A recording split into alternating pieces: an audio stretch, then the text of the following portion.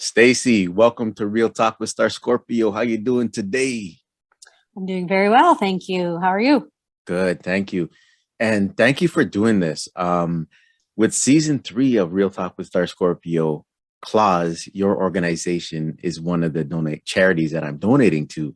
And I'd like to have representatives from the charities to come on. So I really appreciate you doing this today. Yeah, no worries. Thank you for choosing us. Yes, yes. So first of all, I just want to know, I got introduced to your organization from a good friend of mine, Sherry. And Yes. I think, what's the relationship there? Can you explain that first? Sure. So our organization in Lindsay is Animal Wellness, and we have a relationship with our bylaw. And we got notification of a dog that needed help. So we reached out to some of the rescues that look after dogs, because we're primarily cats, and found a rescue. And Sherry was the transporter, and I believe foster, Yes. of this little hairy Chihuahua. Yeah. And she ended up adopting him. And then we've just stayed in touch since then. He needed a bit of medical attention that the rescue looked after. And then we've just stayed in touch, and she's been a very good supporter of ours over the years too. So, yeah. Yeah, thanks for sharing. You know what? I thought it was primarily dogs, but you're saying it's primarily cats, eh? I didn't know that. We are, yes. So KLAWS stands for Kawartha Lakes Animal Wellness Society. And we have, this December will be 9 years that we've been operating. Wow. And we're solely foster based. We don't have a facility or anything like that. We have contracts, agreements, partnerships with vets that help us with our vetting. We have fosters that take them into their homes. I started it because of the stray cat population in our area. Oh, there's a big stray cat population. There is probably everywhere, but this is sort of my hometown. So I wanted to help. I love all animals. So I have dogs and I have cats. I just feel cats kind of get a bit of a raw deal. Yeah. We have done dogs. We've done probably in 9 years, about 24 dogs. And we network for them. If there isn't a way that we can help ourselves, we have connections with a lot of other rescues, and then we try to help get them safe. So. Okay. And then again, you started. So how did you start it, and why did you start it? And did you have help in the beginning stages? So I took probably about 2 years researching other rescues across Canada, actually. I volunteered for our local humane society. I just saw a pocket in our town where there didn't seem to be much help at the time. So I did some research, and I originally was starting to just try to get a platform on social media to advertise animals in need. So it sort of snowballed from there. I originally was going to do trap, neuter, return, just to try to help keep the feral cat population down. And then the very first one we took in was actually from my backyard. And I couldn't find anybody to take her. She had kitten, like litter after litter. So I ended up finding a friend who agreed to look after her. I had my own animals, so it was hard at the time. I was in a smaller home to take her in myself. So I found a friend, and she nursed her while she had her litter of kittens. And then probably about 6 months or so later, once kittens were ready to go and she was spayed and recovered, it was time to release her. And she'd come so far in that 6 months, I was like, there's no way I can let her back outside to fend for herself.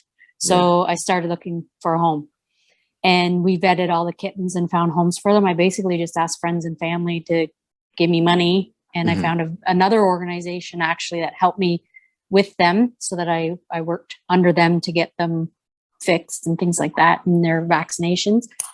And then it just sort of snowballed from there. We just kept helping. There was a woman, Susan, who has been with me since day one. We started sort of advertising lost and found. So that's sort of a big part of what we do. Bylaw is only 3 days. So if an animal comes in, and if your municipality has a bylaw, it's only 3 days, and then they can do what they want with them. So we were trying to help reunite animals as well in the beginning. And then people just offered to foster, and then they became long-term fosters. We've got a handful that have been with us for the 9 years as well. They've stayed with us. We've had a lot that come and go. And mostly if they go, it's because they've adopted too many themselves to be able to keep fostering. So it's a good thing, but also a bad thing because we need fosters. So when you lose really good fosters because they've adopted so many animals themselves, you're happy, but at the same time, now you've lost that support. So, so we kind of do everything. We've done lost and found, and we've had cows that have been. Are you serious? Off on the street, and we post the lost and found. There's been pigs, horses, ducks, cats, dogs, bunnies, ferrets, different things like that. So our coordinator of that side of our rescue is usually pretty active. We get posts up. We notify the municipality by law, humane societies, radio, that sort of thing, just to try to reunite people with their pets. So So you have a team that you work with, a volunteer group of people. How did you build the team? And are these people, I guess they're animal lovers and they're like, I want to contribute, and the team get bigger from over time, over the 9 years? Oh, yes, it definitely has gotten bigger over time. Like I said, originally it was myself and then Susan. I may have my little kitty cat come up here. He's gonna, he may get a little orange streak in front of the screen. But yeah, so it was me originally, and then Susan came on board, and we did everything. So we have an auction group. People donate items. That's our main source of fundraising. People donate items. We auction them off. Okay. And then that's how we pay our medical bills and veterinarian bills. We're all strictly volunteer, so there's no like overhead in a sense of things. We may from time to time have to buy stamps or, things like that, but it's very, very minimal. And even most times, even that's donated. We put a call out and people will donate envelopes and stamps and whatever we need to do our administration type stuff. We all work as well. So we all have full-time jobs, do this just strictly for our passion for the animals. Trying to think, I think I have 9 people now that volunteer as far as admin goes. So, and then we, unfortunately right now, we only have a small number of fosters. So COVID's been pretty tough finding fosters. And the last 2 years has been hard. So our intakes are down over the last couple of years. And that's strictly just because we can't find the homes willing to take in the animals while we get them healthy and get to know them and then get them into permanent homes. So. Yeah. And so how did COVID affect your business? Because I like to hear how COVID affected, I talk to everyone from actors to event planners. So your line of business, organization, volunteer, how did it affect how you operate? I'd say in at least for us in the beginning, I think partly because we have a very thorough adoption process.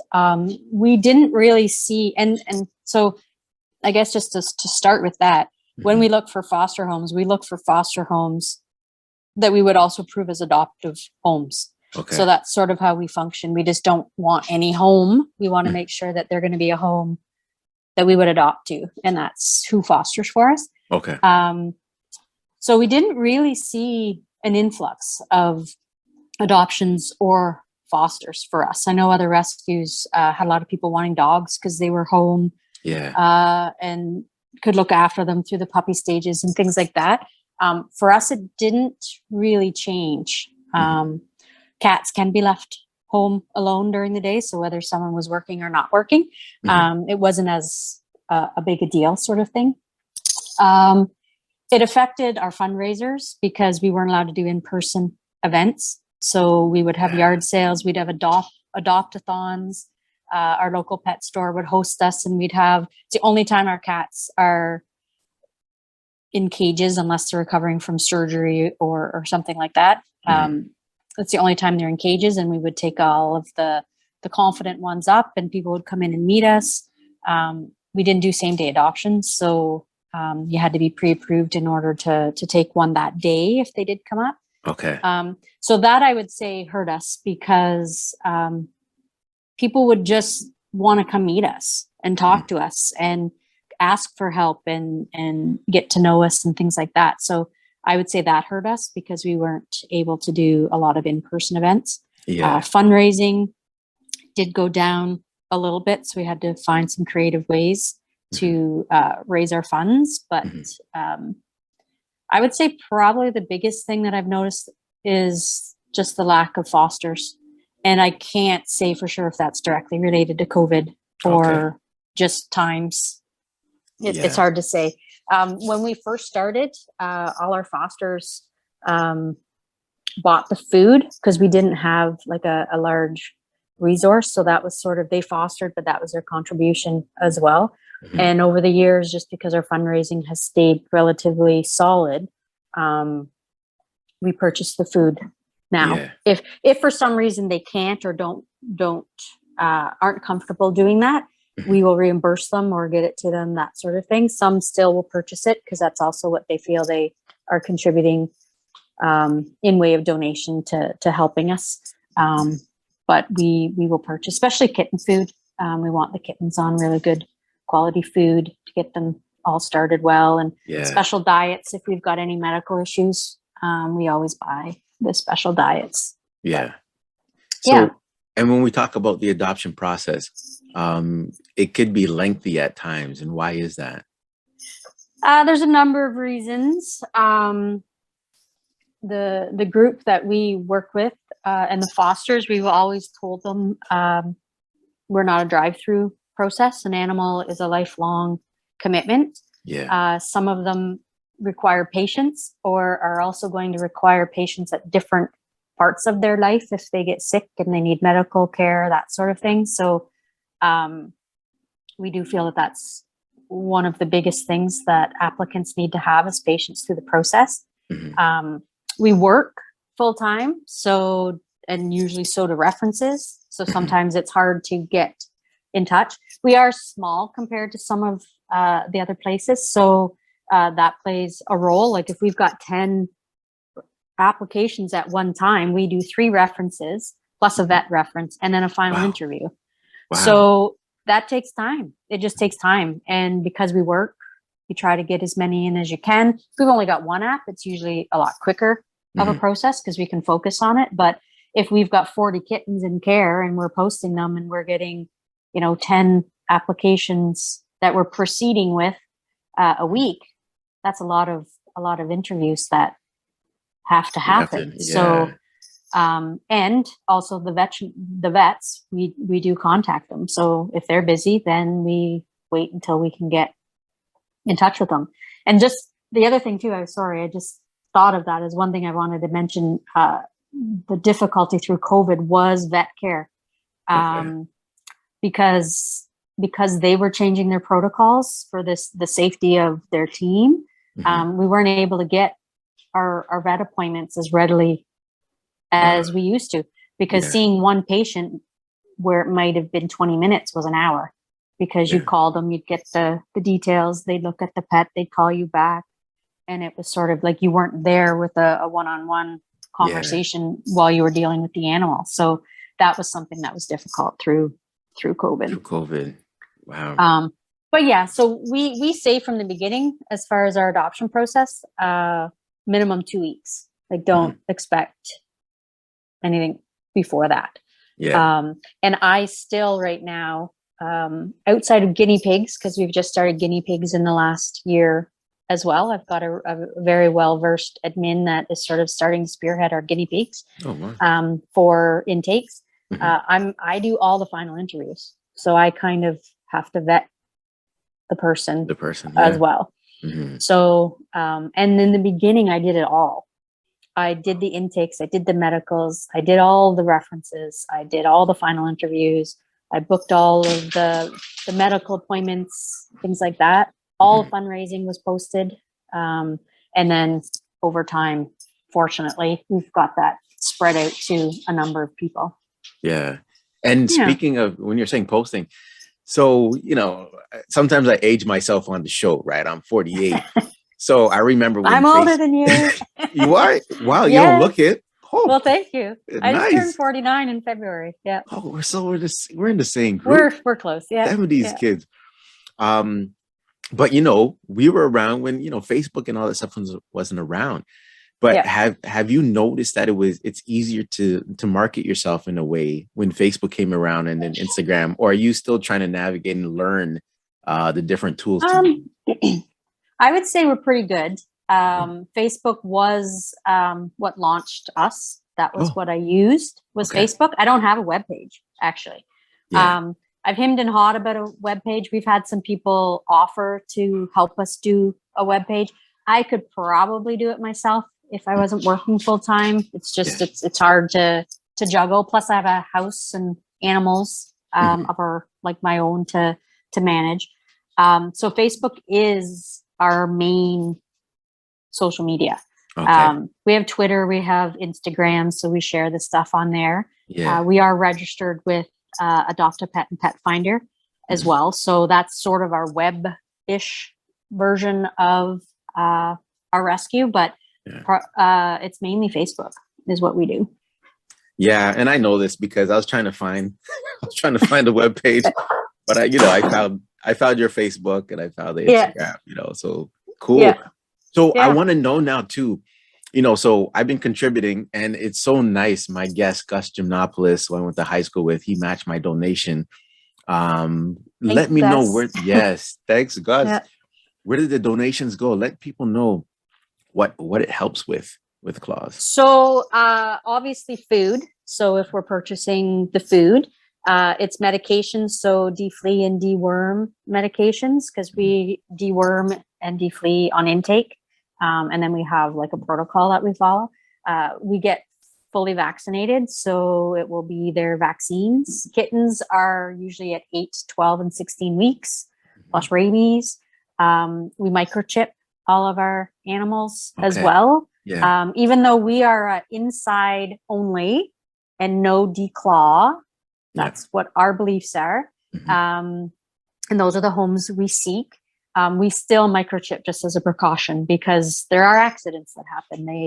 They will get out. Yeah. And it also includes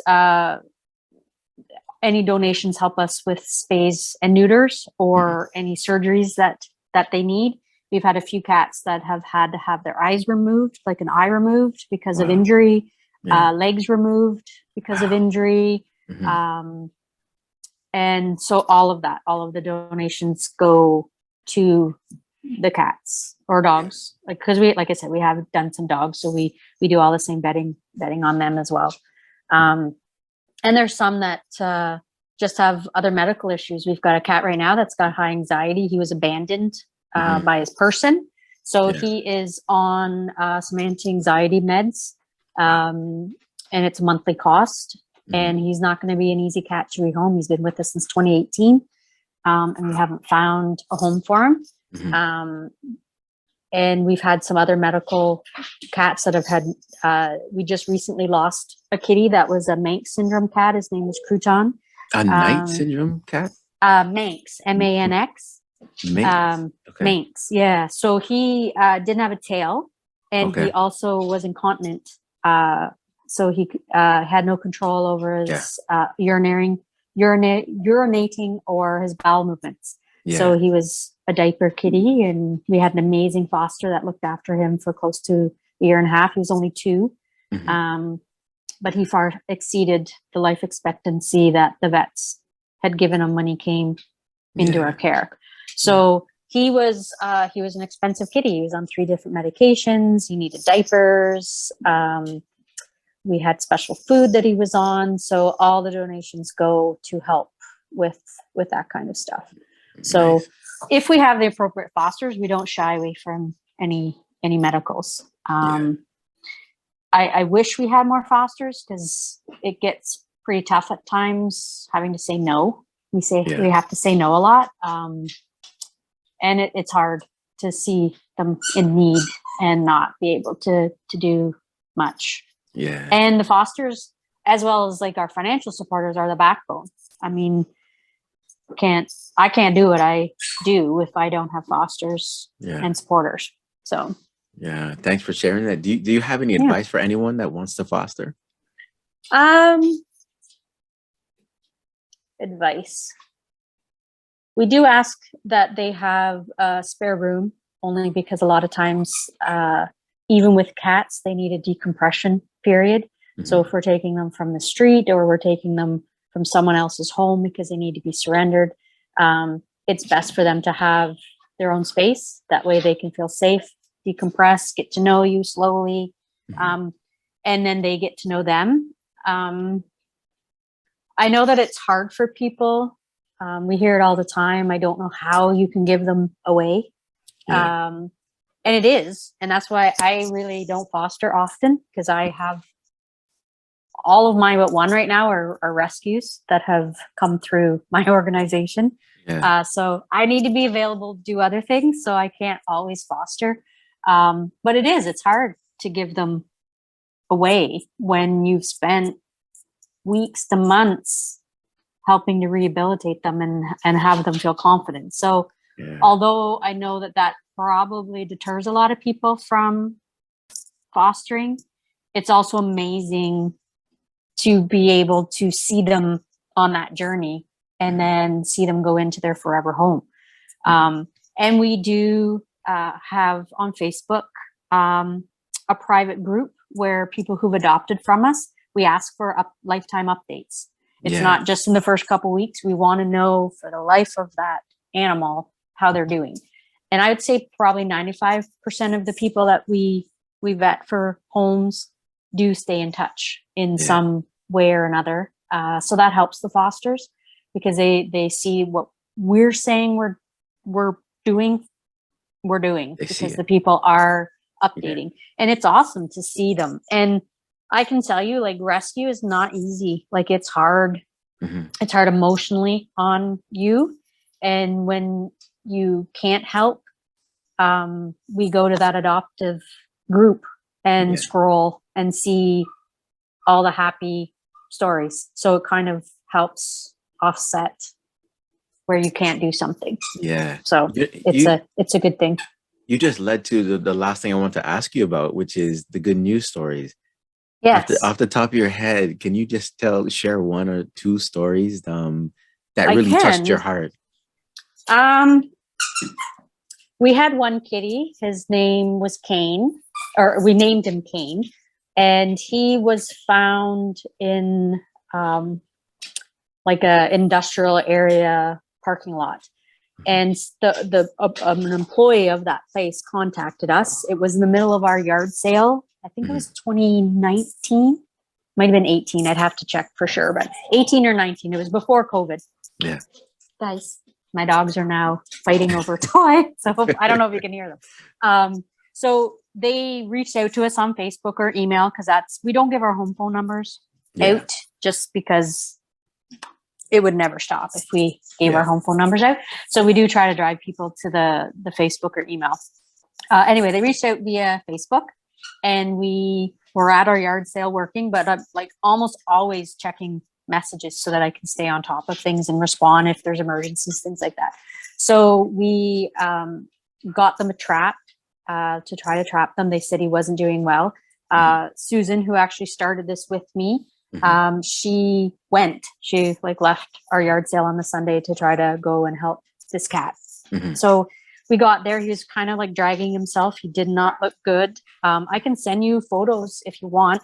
If you want to add to this. But he was in really rough shape, and he looked like a brownish looking cat. We rushed him to KVEC. They cleaned him all up, all that sort of thing. Thought he was going to maybe lose a leg based on x-rays. He had gravel like embedded into his wounds and things like that. He was just really rough shape. And months later, we were able to save his leg. So he's a 4-pod kitty still, and is just the most brilliant orange color with white on him that you could see. He's not an orange tabby. He's orange with white. Mhm. And he is living very, very healthy now. But he needed bandages changed, dressings changed daily. Wow. Susan is also a nurse. So she, although typically doesn't foster just based on her schedule and everything else she does, she did agree to Mhm. foster him Mhm. because he was pretty intense with what his recovery was going to be. Yeah. And she ended up keeping him. Like Oh, she adopted man. him. Yeah. So, I mean, it was perfect. And I mean, she's probably going to see this, but I kind of had a feeling that if she did, then Yeah. he'd be home because you can't spend that much time with an animal and then not want to keep them. Yeah. I fostered a couple. One kitty cat that I fostered, we named him Timbit Mhm. because he's just little. He had a wound to the tip of his tail, so we ended up having to amputate the very tip of his tail. Okay. And he was a few months of back and forth because it was tricky trying to find something. Even cones, he could still get at his tail. And he would like angrily look at his tail and want to like rip those stitches out. Wow. Yeah. So there is a condition in which they will go after themselves. I can't think of what it's called right now. So I'm not 100% sure whether it was a wound or he did it to himself originally. Mhm. But he was with me for maybe 8 weeks, I think. And then fortunately for me, a good friend babysat him a few times for me when I had to go to work because he literally had to be watched Yeah. almost 24/7 or else he would be eating his tail. Yeah. And she adopted him. So that's a good news story as well. But I actually did little videos of him and I made Yeah. him talk Yeah. and I used my own voice and changed my voice and stuff. And like everybody loved that. Like they waited for their daily Timbit Yeah. video. Yeah. Unfortunately, he revealed some secrets about me that made the videos funny, but it was really good. So it's definitely a good news story too. So Amazing. Yeah, if you could send those pictures, that'd be nice. Yeah. Beautiful. I admire what you do. I admire Susan, all the volunteers. And this is why I do this podcast, not only to share stories of others, but to donate as well. So I really we appreciate that. it. It's good because it's hard to get the smaller rescues names out there and just so that people know what we're doing. So yeah, thank you. So there's one more thing. Now it's about you. Okay. So I always ask my guests one of two questions. So you just have to pick from my hands which one you want me to read, right? Oh dear. Or left. Which one do you want me to read? I'll go right. Okay, so name one challenging thing you had to overcome in life. Oh, well, doing this video would probably be one of them.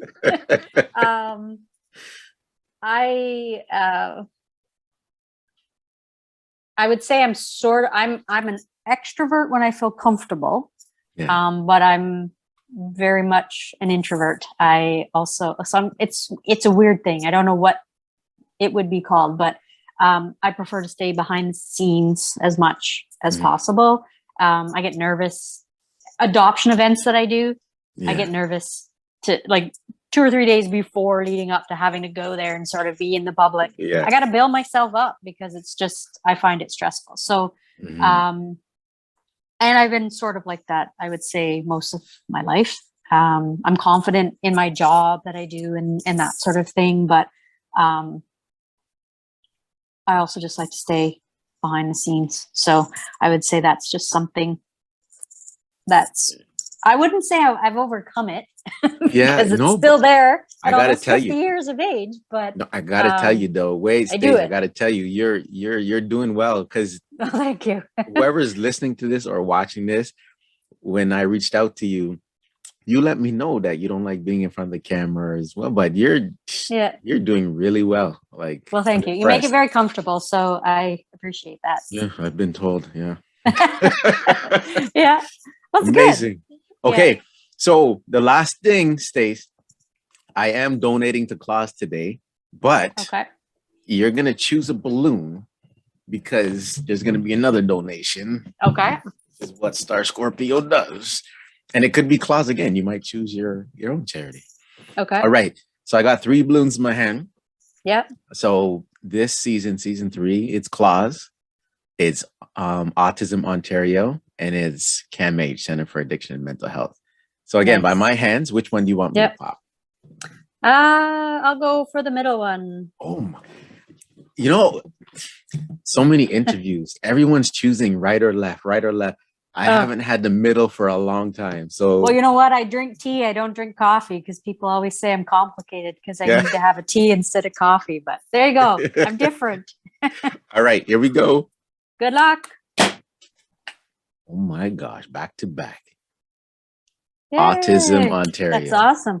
Amazing. I will tell you one quick thing if I can. Yes, go ahead. We have a foster who has been with us since day one. She has autistic children.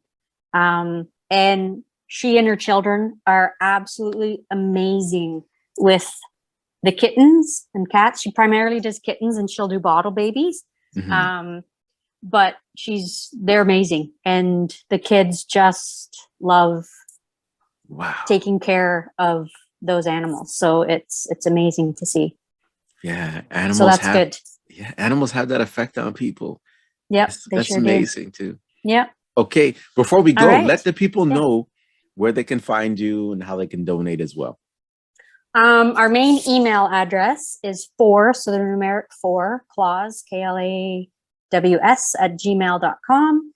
We have Facebook, which is KLAWS, Instagram, Twitter, and that's right now basically how we function is by those. Email is our main one. That way we can answer people as we have time, that sort of thing. So yeah, look us up on Facebook. Facebook's our main out there into the social media. So yeah, perfect. All right, Stacey, this is episode 8 of season 3 of Real Talk with Star Scorpio, and we out. Thank you so much.